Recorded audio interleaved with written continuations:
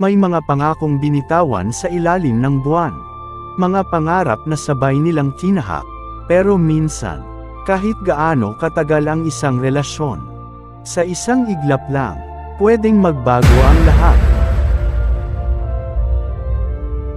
Welcome back mga idol. Ngayong araw, babalikan natin ang isa sa pinaka-kontrobersyal at pinakakinaabangang love story sa mundo ng Philippine sports. Ang kwento ng isang PBA Most Improved Player, 7-time PBA Champion, 2-time PBA Finals MVP, 2-time Best Player of the Conference, at 6-time PBA All-Star. Ang true-to-life love story ni Scottie Thompson.